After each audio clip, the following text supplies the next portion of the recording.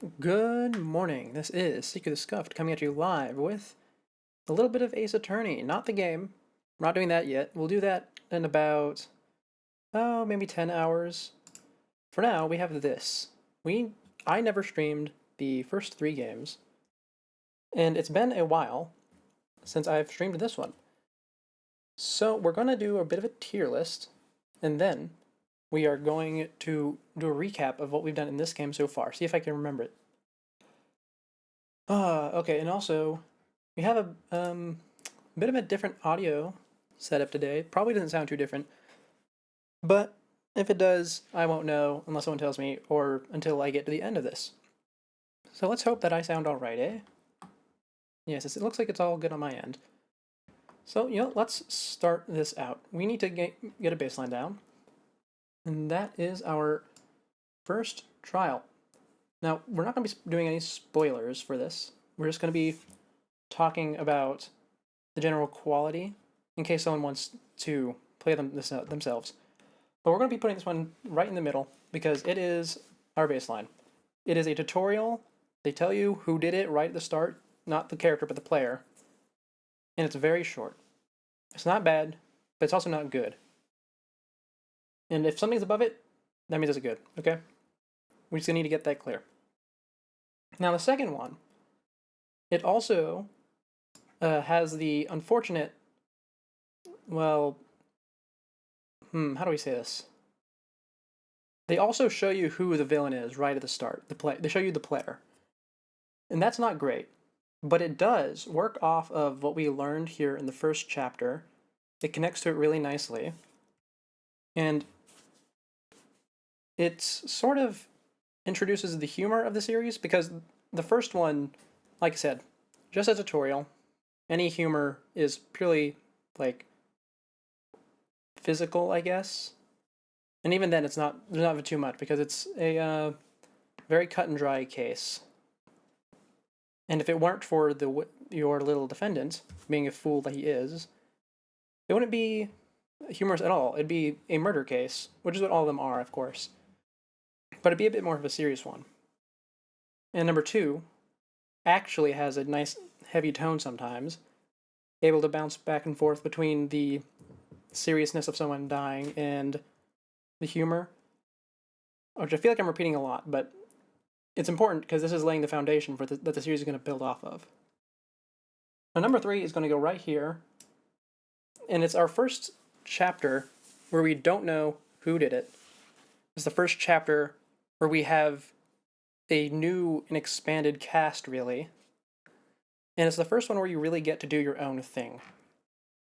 I feel like this is a common thing in mystery games, where we have about halfway through the game a chapter that's not related to the overarching story, and where you really just get to focus on that one self-contained story. And this game does it really well. Not to mention that these characters in this chapter do come back later, and they contribute a lot, I feel. Some of them less than others, particularly one that's more annoying than anything, but they are at the very least fun to voice. And here we have the final trial in the original release of the game on the Game Boy Advance. And we're going to go ahead and put this one right up in S tier, our very first one, because that is a fantastic trial all around. It pulls from previous occurrences that you are not privy to. It has a very charismatic, shall we say, antagonist. It has some drama between you and Edgeworth, who is generally a favorite character, and it's a really, really good finale. And then, when the game got released on DS, they somehow made a better one. This trial, like I just mentioned, was added in DS port. And because of that, it has some weird mechanics, because 3D models now exist, and they really want to show that off. This does cause some problems, as one of the key pieces of evidence in this case is a video, a security camera footage of the murder occurring. And they make you watch that video so many times. It's infuriating because every time you watch it, you can barely speed it up. You're looking for minute differences, which even if you know where they are already, it takes forever to get to, and it always has the same annoying tune playing during it. But aside from that, it's a perfect trial all around. An intriguing murder, like with good, sensible witnesses and suspects. The plot is actually really good, both from the comedy and mystery standpoint. And and not to mention, these characters, once again, they come back later. Some of them do. Because time passes in the series, not all of them are still around. But it's just overall the best trial of the first game. Now, I want to get a drink of water before we start the second one. So give me a moment, please.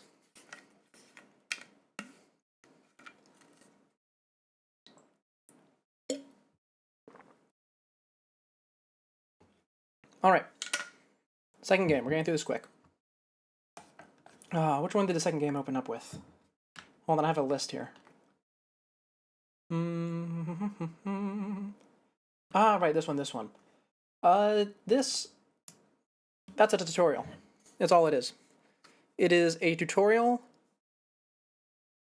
and it sort of does I feel like a disservice to Phoenix, the protagonist, because in order to give the player a tutorial with a character who's already been through an entire game, they just bonk him in the head, give him amnesia for about 30 minutes.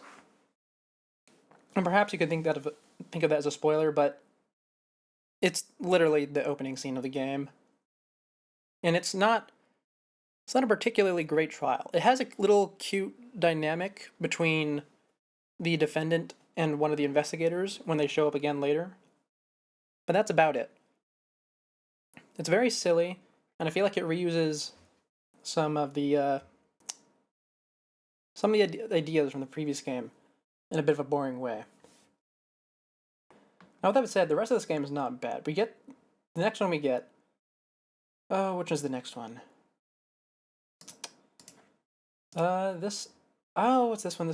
Yes. Alright, this one I'm going to go ahead and put into a B. Below the samurai case. This one introduces some more characters to us. Recurring characters, that is. And it continues the trope of the player, or not the player, but the protagonist group being directly involved in the crime somehow. Something that would fade out later on. And this one is generally not bad, actually. Unlike the previous game, unlike whenever your characters are involved in the case somehow, in previous games, in previous trials, this one actually has some tension to it. Because you don't all actually know who is innocent and who is guilty. Because you don't even know if people were doing things, like, in their right state of mind. Because it's a... how do I put this? It's a locked room case that plays into the supernatural elements of this game. And it plays out really well. It's hard to talk about it without spoiling it, but I am quite determined to not do that. Oh, but you know what? It does introduce the new mechanic of this game, so we'll go ahead and slide it up, actually. Because I like the mechanic. It's called the Magatama. Well, no, that's the item it's called, but basically, Phoenix stops being an idiot for a couple minutes and learns, to recognize when people are lying to him. And with the mechanic introduced in this trial, or this chapter, you're actually able to see through those lies, and if you have enough evidence or reasoning. Let me get a drink of water.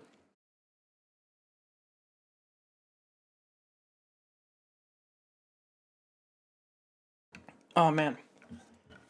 I feel a bit weird doing this stream at this time. Very irregular time for me, but it is a short one. So let's just keep going. Next one, Trial 2-3. Oh, it's this one. I mentioned this one. This is the circus trial, the clown trial. I'm going to put it right here. Now, I did say previously that I don't mind this trial, and I don't. But it's not because the trial itself is good. In fact, it's rather bad. That's why I put it right down in D. But I had an idea while playing it. Before I solved the case, I had my own little train of thought go wild. And I put together a big conspiracy on how it would play out. And that is the reason why I still think I might be able to tolerate it. Because it could have been good. But instead, they went with, well, a very poor direction. No. Only one of the characters introduced in this trial are good. And I don't mean like they're good as in good written, or that the other ones are badly written, which some of them are. I mean that only one of them is a good, competent person. And even then, they're not great, because this is, a mystery game about crime. And just thinking about it frustrates me a bit, because it's amazing how they made a trial so bad. I'm going to give you an example. Well, like I said, this is the circus trial, because it takes place at a circus. And one of your witnesses, you call it his stand, is a clown. And now he's just a pretty pathetic guy. And, well, he cannot stop himself from joking, even in the worst of times, because he's probably depressed. And whenever he gets onto the stand, the game throws a new rule at you. If you are talking to him and he says a joke, you lose points. Like, you lose health meter. And even though it's not very consequential, because this game, or at least this trial, is somewhat easy, it's still so dumb that that's the only thing they could think of to do. The trial could have been good, according to my own little headcanon, but it was not, and so it's going to stay here right at the bottom of D. In fact, we might move it to F depending on how the rest of this pans out. Because we're not going through all of these, we're just going through what we've done so far. Now, the final trial of this game, 2-4, this one is quite exceptional. Whoa, what happened to the screen? Alright, this one is, I'm going to put it, for now, we'll put it, oh. You know what, we're also going to put this one in S. This game really knows how to end a game. Oh, but do I really want to do that? I think we'll just bring both these down to A. Yeah, that feels better. Because, like I said, this game, it knows how to do a finale. And this one is quite fantastic. It's the return of some characters that we quite dearly love. And it also proposes for the first time what to do if your clients, or rather, not your client, but if the people involved in a trial are not entirely innocent. It is very important to note that in all these trials, at the end of it, it does not say innocent. It says not guilty of the crime at hand. And there have been, on multiple accounts, characters who have blatantly committed crimes, both in and out of the court. And this one takes it up a step. And it's really fun. I want to talk about it quite a bit. Maybe we'll do a spoiler version later. After we finish the game. But, man. Nope, I can't. I'm not going to do it. I'm not going to talk about it. But just know that this one, really good. In fact, compared to 1-4, which we also have here in A rank, I think it is by far the better one in terms of the mystery element, while 1-4 is better in the comedy, so we're going to put 2-4 higher in the A rank. And now, of course, we start the next game. Now, I'm not going to do the next game in a regular order. We're going to start with the 3-3, I believe, because if it is the one I remember it being, 1, 2, 3, yep, 3-3 can go right into C tier, because it's not especially great. Here, let me review it real quick, just to make sure this is the right one. Oh, yeah, it's this one. You know what? We'll stick it at the bottom of C, because this is not a great trial. It's funny, somewhat, but it's just very inconsequential. Now I noted earlier with the 1-3 that in the middle of these mystery games, we tend to get something that's standalone, like unaffected by the rest of the game. This is just like that, but in a bad way, because it's just very stupid. I'm Pardon my simple description, but it really is just all around stupid. And it's a shame because the rest of this game is all very much connected, or at least a lot of it is. And that is fantastic. So it's just weird to have this one stick out as so bad. Now 3-2 here is also rather standalone, but it at the very least introduces our new prosecutor here. So we'll stick it here in the bottom of B, because it's a pretty obvious case. That much is certain. But I also, how do I say this? They're really trying to make it obvious, is what it feels like. Or at least, how to say this without spoiling it? I don't know how to say this. I really don't. But at least it affects the rest of the game. Because, like I said, introduces our new prosecutor, and he's very mysterious. And the trial really is not as interesting as he is. And the reason I'm being so, how to say, indecisive, perhaps, about these is because these next three, 3-1, 3-4, and 3-5, these are all really good. 3-1 here, I'm going to say, is our best tutorial trial of the game, or the series so far at least. We're actually going to stick it right at... We'll stick it at the bottom of the B tier, because it is still a tutorial trial. But it's a pretty darn good one. No, we're actually going to put it above 3-2. Yeah, it's a pretty good one, and it connects to 3-4 and 3-5, which doesn't mean much to you if you haven't played these games.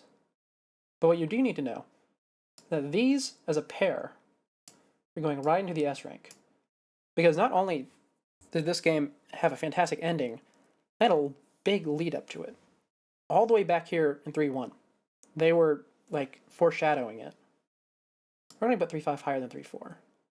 As much as I like the penultimate trial, it's not a full thing. You don't get an investigation. So we'll put it below. And let's see. We'll put this one below it. Yeah, that seems about right. And now here we are approaching the final game. We got through this really quick. About 20 minutes. The final one is the one that we did stream. Because even though I had played it before, all those years ago, I did not remember a single thing about it. In fact, if I go and I open up my DS and I look at my save file, which I still have, it's not completed. Which is why I streamed it, because I don't think I did complete it. So, let's take a look here at our first trial. This one. Alright. This is going to be a tough one to rank, because just like the previous game, they are really great making everything connected. So let's go ahead and start by putting 4-4 at the top of S rank. This is a fantastic trial in every way. I cannot think of a single flaw during it. I loved voicing the characters. It was just, overall, the best trial ever. In all of Ace Attorney. Cannot think of one that was better. Not even... And I know that it's not especially humorous, but they're not trying to be. This is a serious... How to say? Serious conclusion to a game wrapped entirely in mystery. Because the cases, aside from 4-2 here, which we'll stick... in the middle of B tier, maybe? Yeah, we'll stick that in the middle of B tier. Actually, no, we'll put it top of B tier. Aside from this one right here, they are all connected in ways that you cannot see. In ways that you probably will not be able to predict. Which is why, even though this is a tutorial trial, we're actually going to put it right here. I said that the last one was going to be the last one we put. The last tutorial trial was going to be the highest one. Changed my mind because I forgot that this existed. And even though 4-1 by itself is not actually better than 3-1, like I said, the foreshadowing and connectiveness it has to the rest of the game is pretty fantastic. Not to mention, like 3-1, it is a serious investigation into a serious case. And then, of course, for the last one, 4-3, we'll just put that at the bottom of A tier. Because, I mean, there's nothing to say that hasn't already been said. It's connected, it foreshadows, has a serious case, and it's quite witty throughout the whole thing. Let's see, is there anything here that we want to review? No, I don't think so. I think it's all good. In which case, it's time to move on to our recap section. This is a recap stream after all, because I'm trying to get myself back into this. So, let's see, where do I have this saved? Here it is. We're going to draw out what happened in the first trial. See if I can remember it. So, this is going to be a bit awkward because my desk is cluttered. I'm also left-handed, so let's see if we can draw in MS Paint with a mouse. Here we have our guy Apollo. And he, in this game, starting out a little bit edgy. Because he's been injured in a big explosion. There we go, explosion. Where's the explosion at? It was in the courthouse. Oh, I feel a bit silly doing this, but we're going to make a show out of this. Anyway, explosion in the courthouse, which has hurt Apollo. Now, this is the start of the game. And we do not get to see any of this. Because then we come in as Athena. Let's draw her orange hair. There we go. And she seemed like she was going to be the protagonist of this game. She was on the box. She was on the cover art. And I've heard people talk about her. Not too much, though, because I don't talk to people about Ace Attorney in like my free time or anything. Just heard about her back when the game came out. Now, we, Athena, who we are playing as, are doing a case about the explosion in the courtroom, which in itself was happening in a case about, who was it? I think it was also about another explosion. I don't actually remember. The point is, we're trying to save Apollo by finding the culprit. And our culprit is this guy in a bomb defusal suit, whose name is Ted Tonate. So it can't get more obvious than that, other than them showing us who it is. There we go. And he is pretty obviously the evil guy. Actually, no, they do show who he is, if I remember right. Let's see, can we draw this? My mouse is a bit sensitive. Yeah, there we go. That works. Anyway, this is the bad guy. And we are trying to figure out that it is the bad guy. But he says it's not him. He says it's, oh, I don't remember her name. We're gonna call her Mushroom Girl, because she was vaguely forest-themed, but I don't remember what plant it was. Here she is. Oh, she looks like a toad. Yep, she's a toad. He says that she's the one who did it. And Athena does not believe it, because she knows Mushroom Girl personally, and they are friends.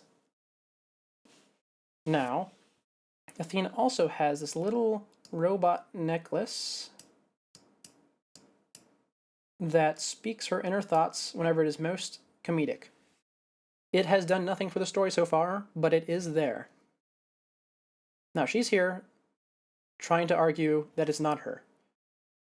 And this guy is saying it is her because she had the bomb, and she had it hidden in a stuffed animal, and that they found the tail of the stuffed animal here, found in the rubble. Now, oh, what happened next? Athena's struggling, and then, bam! Here's our man, the spiky-haired attorney himself, Phoenix Wright. He's our new protagonist now. These two are on the bench together. Athena's actually playing the role of assistant in this game. I think so, because we lose control of her, and everything from this point on is from Phoenix's perspective. I was very disappointed at this, but also somewhat happy because I can't do female voices very well. Anyways, Apollo's in the hospital, by the way, during all this. Oh, what happened next? Right. So Phoenix says that that's not actually the tail of the thing with the explosive in it, because there's actually two stuffed animals, and they just both have the same design of the tail, even though one of them is a rhino. That's close enough. And one of them was like an elephant or something, I don't remember. Anyway, this freaks out Mr. Ted Tenate here. And so he says, I have a bomb. And so everyone freaks out because they find out that the bomb that he's holding in his hand is not actually a fake bomb used for the investigation, but a real bomb that he brought with the intention of, blowing everything up in case he gets caught. Now, why did he blow up the courtroom? Well, it's because he had actually... Oh, what happened? Right. He was responsible for the previous crime as well. And someone who worked at the courtroom, a nice lady whose name I do not remember, saw this. And so he killed her. She's dead now. And he needed to hide the body, so he just blew up the courtroom and threw her body in there. That way they would think she died in the explosion. But before she died, she wrote his name, I believe, like beneath, or not beneath, but on the floor.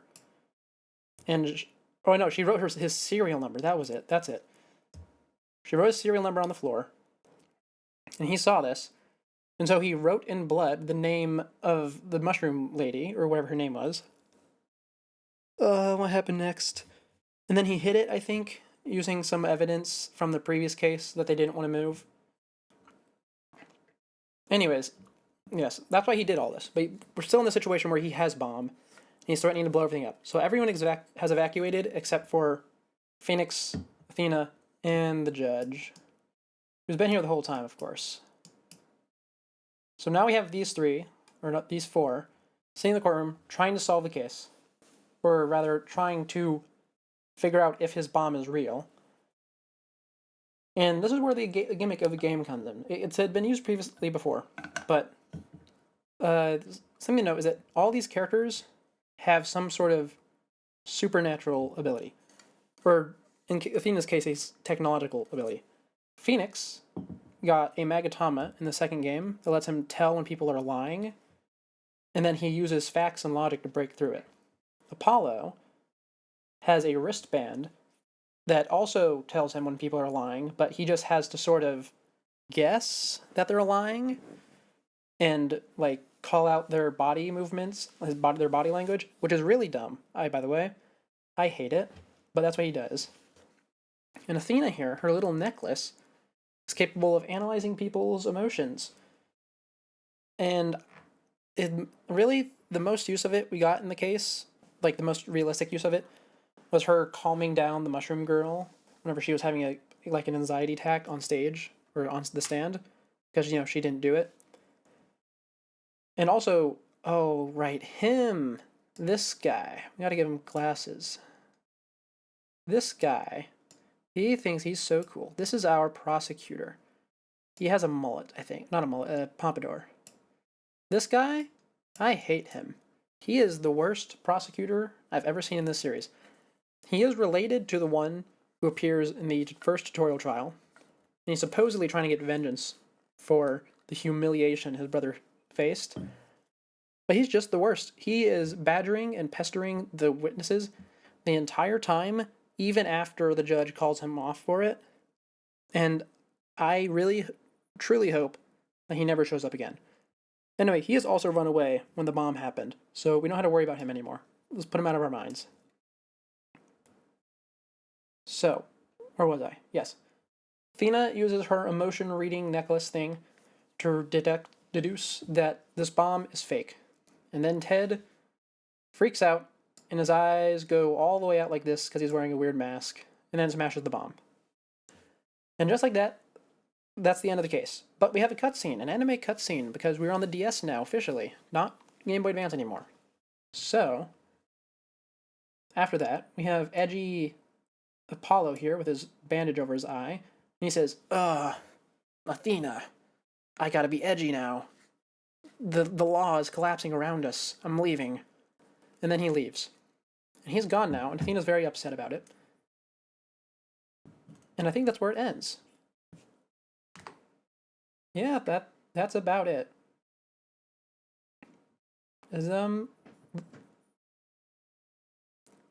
Yeah, no, we're not going to be doing the rest of the game today. I think that covers it for the recap stream. Odd that this is the shorter one, considering I didn't even label it a short stream. But yeah, here's a picture of the, what's it called? The tier listing, in case you want to take that. We're going to end for now. We'll come back in like, 10 hours maybe. 10 to 11 hours. Probably more like 11 hours, yeah. And we'll actually play the game. Starting with 4-2. Not 4-2, 5-2. Oh, you know, I suppose since we're here, we might as well just stick the 5-1 on the leader, on the tier list. Don't know if it connects to the rest of the game yet, but it's gonna go in C tier. I don't like their motion reading thing, and Ted Tenate, as funny as he was, is not a compelling antagonist. So with that being said, thank you for tuning in. This is Seek of the Scuffed, and I am signing off.